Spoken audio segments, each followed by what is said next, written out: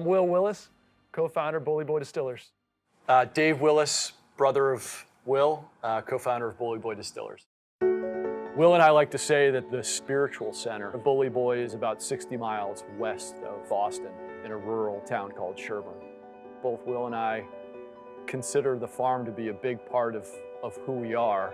We grew up working on the farm and we sort of took it for granted that you used your hands a lot. It really, in my mind, started as kids. We made apple cider, a little 5-gallon cider press on our grandfather's farm. He had about 80 apple trees. We just fell in love with the idea of making our own thing. We discovered this sort of innocuous yet mysterious steel frame door in the fieldstone basement.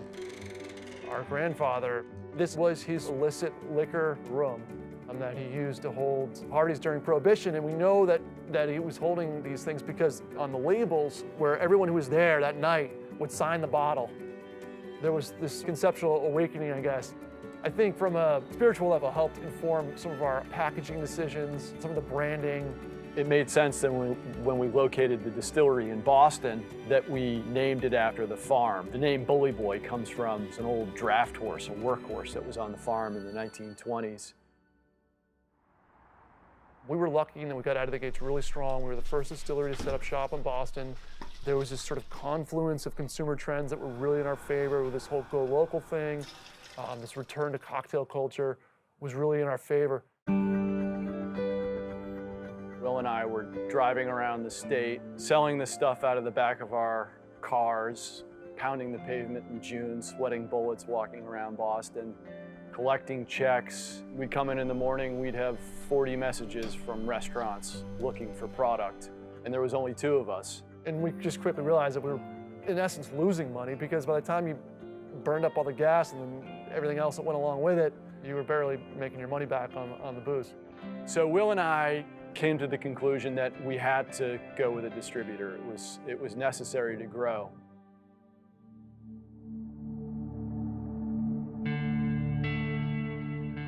We met with Will and Dave very early on because a cousin of theirs was a restaurateur and really put us together. And we started discussing the industry, distributors, what we do.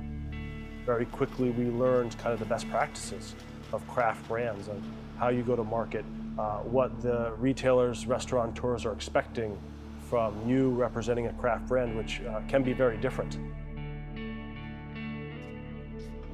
Horizon had just started this thing called Origins, which at the time was pretty cutting edge. It was the only craft portfolio in Massachusetts. And so what we wanted was to find a way to move as seamlessly as possible from self-distribution to a distributor. So get that logistical network that the distributor brings to the table, but also kind of maintain that small craft ethos. And Horizon offered that up. They were one of our first local craft distillers, so we were learning from them as much as they were learning from us probably. On how involved we want our sales force to be. Are they going to come here? Are they going to taste?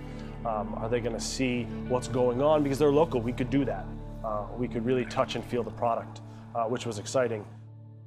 Wholesalers, candidly, amongst the sort of small producers, it's a little bit of a dirty word. There's a fear there that you're going to get buried at the bottom of the book. We had a few months, 4, 5, 6 months under our belt with Horizon. It became pretty clear that it was going to be a mutual relationship. It wasn't going to be just a one-way street with us footing all the work. We have not looked back since. It's been critical to our success. The decision to go with a distributor was not a philosophical one. It was rooted in dollars and cents. Who is going to allow us to scale? Who is going to allow us to capture that time that we needed to get things done?